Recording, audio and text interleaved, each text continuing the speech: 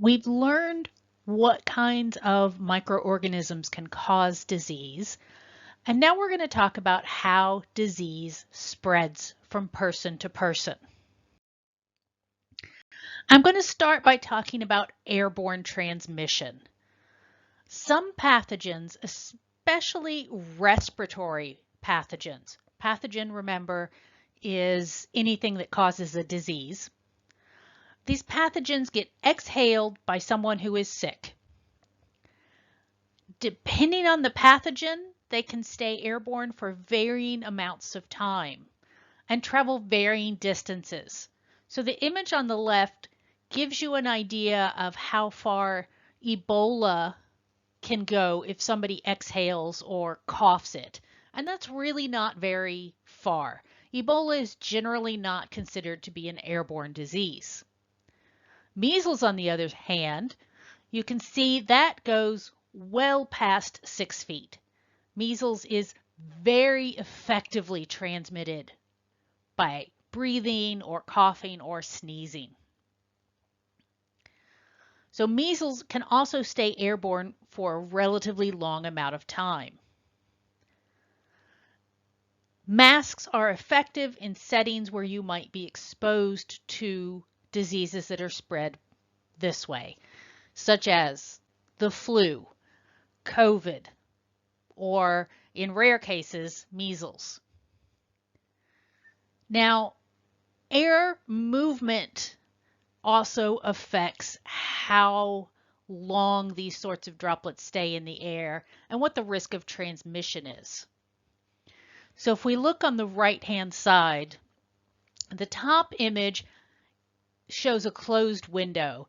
And a lot of those droplets that contain the virus, the little tiny particles in the air, they tend to stay in the air unless you have really strong ventilation.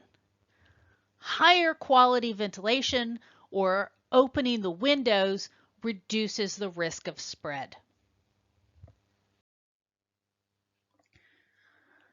The next way we're going to discuss is waterborne diseases. Now, a lot of these are going to be digestive pathogens.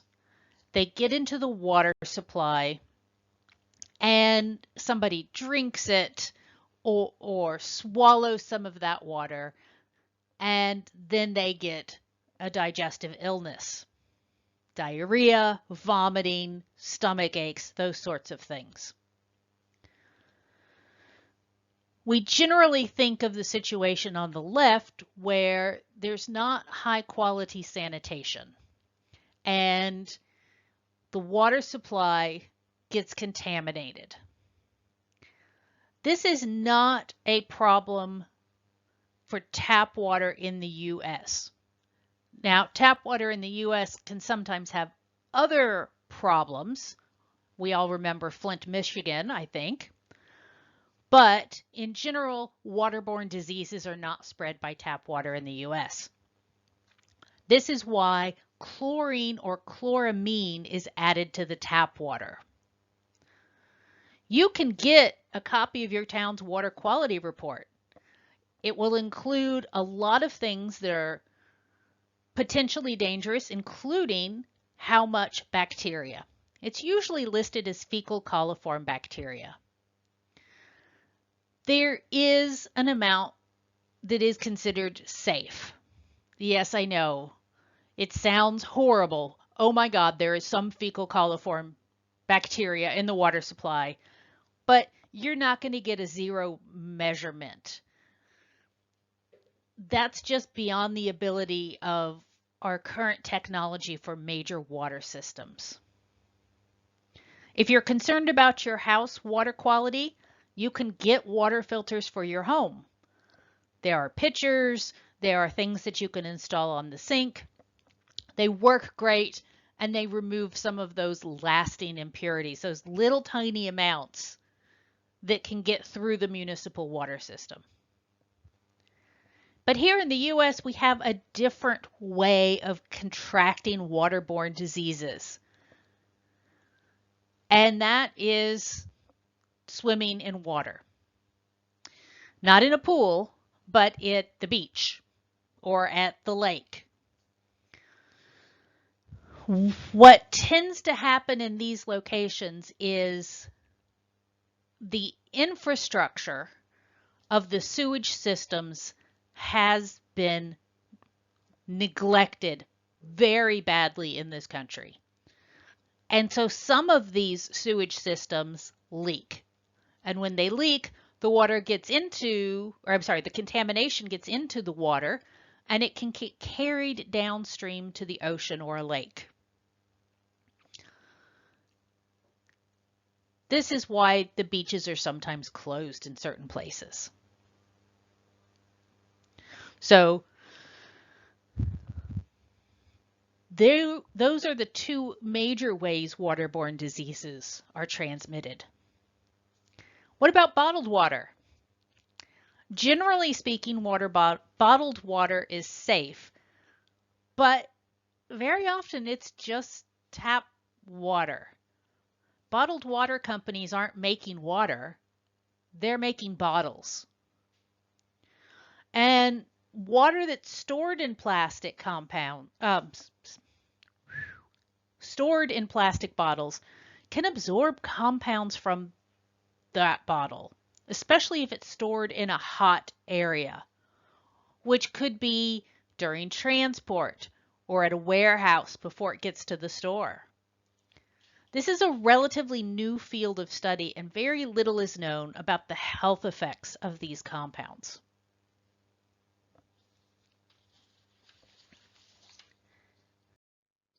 Related to waterborne is foodborne. This is exactly what it says. It's germs, infectious organisms getting into the food supply. And it can get into the food supply in several different ways. At restaurants, an infected person can be preparing the food. But we can also have situations where pathogens get into the food before preparation. Leafy greens are really problematic for this. They can pick up bacteria from the soil, and those bacteria get inside the leaves. So rinsing off your leafy greens is not going to prevent these kinds of transmissions. Generally, for leafy greens, the bacteria gets into the field from fecal matter. Very often, this can be from cattle, which aren't necessarily in with the crops, but they may be uphill from the crops. And water comes down, rinses that bacteria into the aquifer, and it then gets into the lettuce in the nearby fields. Farm workers are not treated well. Farm work sucks. And sometimes farm workers are not given adequate access to bathrooms while working. The least common way fecal bacteria gets into food is from wild animals.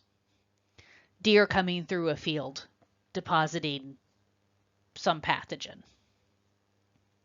Now, composted fecal matter is a very useful fertilizer that is perfectly safe. So if you're growing your own vegetables, you can buy a bag of composted cow manure and it's fine. It is completely safe because to compost it, you have to get to a temperature where the pathogens can't survive the heat. Okay, so that's leafy greens. We also think of eggs, which can carry salmonella. It's actually not a very common source of foodborne infection. Raw flour, on the other hand, is a high-risk food. There are multiple ways it can be contaminated. And really, it's the flour that's the reason you shouldn't eat raw cookie dough, not the eggs.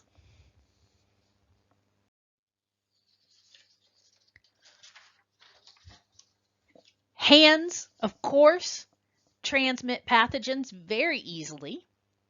You can get pathogens on your hand from shaking hands with somebody or touching a surface.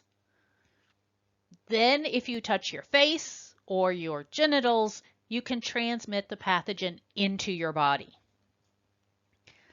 The worst places are surfaces that are frequently touched by other people, doorknobs and light switches in particular. Now, how long a pathogen can last on a surface varies dramatically. HIV, for example, lasts maybe a few seconds, and it really must be in some kind of liquid. So if you're not handling wet blood, wet semen, or wet vaginal secretions, you're not going to get HIV. Once the liquid is out of those biological fluids, the virus is basically done for. At the other extreme, anthrax can last for years and quite possibly decades.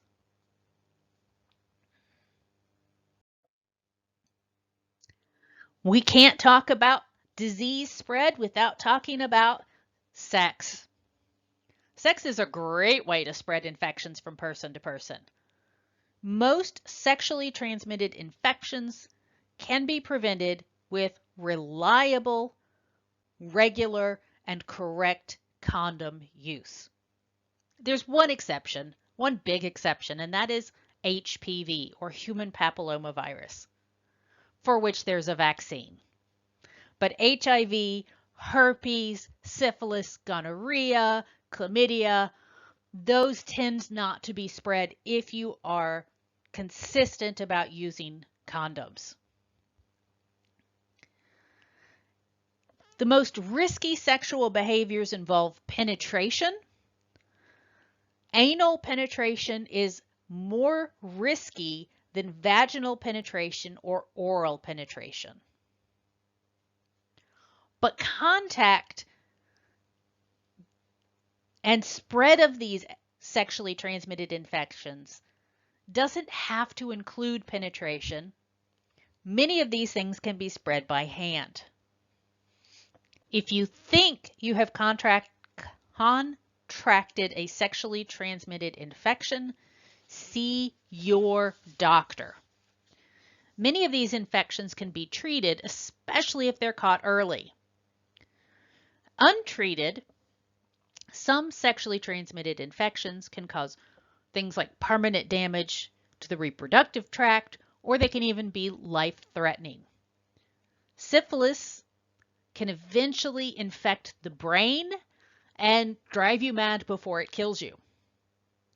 HIV can linger for years before it becomes fatal, but it can be treated these days. And for many people, survival is now near that of non-HIV infected people. It's really a miraculous improvement over the early days of HIV when it was a death sentence. Vector-borne diseases. So a vector is an organism, generally speaking, an insect of some kind, like a mosquito or a tick, that transmits infections from one person to another. Malaria is transmitted by mosquitoes. And even though we don't generally deal with that in the United States, it is still a major killer of people in parts of Central and South America and Africa. In New England, Lyme disease is transmitted by tick bites. Intact window screens reduce any disease spread by mosquito. Mosquitoes can transmit things other than malaria. And insect repellents containing DEET, D-E-E-T, those really work.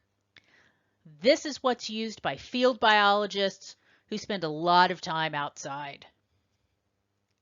Not all insect repellents work. Citronella, yeah, not really that great.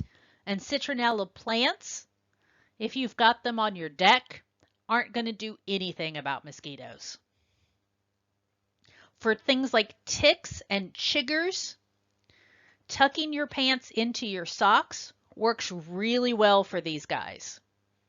And if you're going to be outside, you should wear light colored pants and you'll be able to see ticks crawling up the outside of your pant leg. If you've been outside, you should do a tick check when you come in. You, or a very, very close friend, should look over your skin for any ticks. Ticks have to be attached for a while before they can transmit a disease. So getting them off quickly, or better yet, before they bite you, can stop disease transmission. If they are attached, grab them with a pair of tweezers as close to the skin as possible and pull straight back.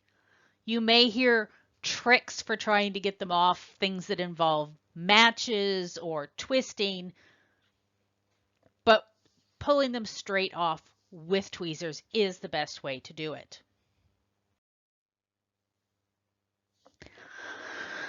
Now, the next category is called zoonoses. Zoonoses or zoonosis, this is a disease that can go between humans and animals. It's a general term and it doesn't matter which way we're going, whether it's a human infecting an animal or an animal infecting a human. These can be transmitted in all of the ways we've talked about already, but also by bite. Rabies, primarily from unvaccinated dogs, causes over 59,000 deaths every year worldwide. It's a major killer, especially in more impoverished countries. Now, you can also get rabies from feral cats, raccoons, foxes, occasionally bats. You know, I've even heard of a case where rabies was transmitted to a person by a bite from a cow, which is really bizarre.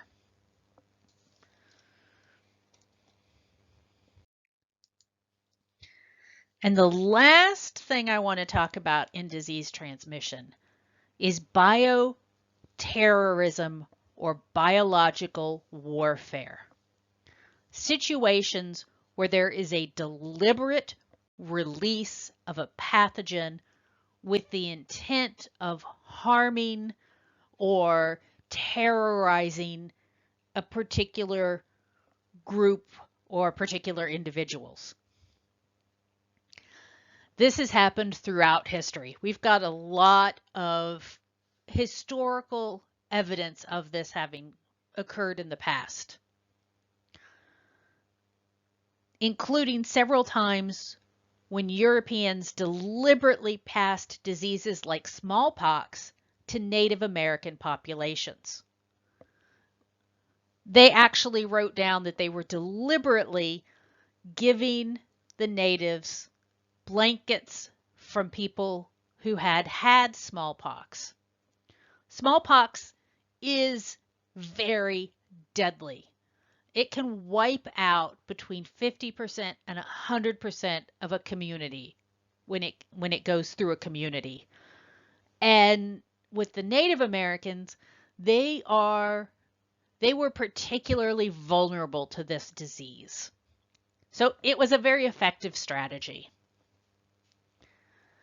During the last world wars, Japan and Europe both attempted to use biological weapons. They were not as successful as the Europeans were against the Native Americans. And that's with warfare. Terrorism where one individual or a small group uses a biological weapon is not as well documented. There have been a few cases that have been well studied. In 2001, an unknown person mailed weaponized anthrax to several politicians and media offices. 5 people died. There are some good ideas about where the anthrax came from and possibly who might have done it, but it still remains an unsolved mystery. Okay, so that is the various ways diseases can be transmitted from person to person.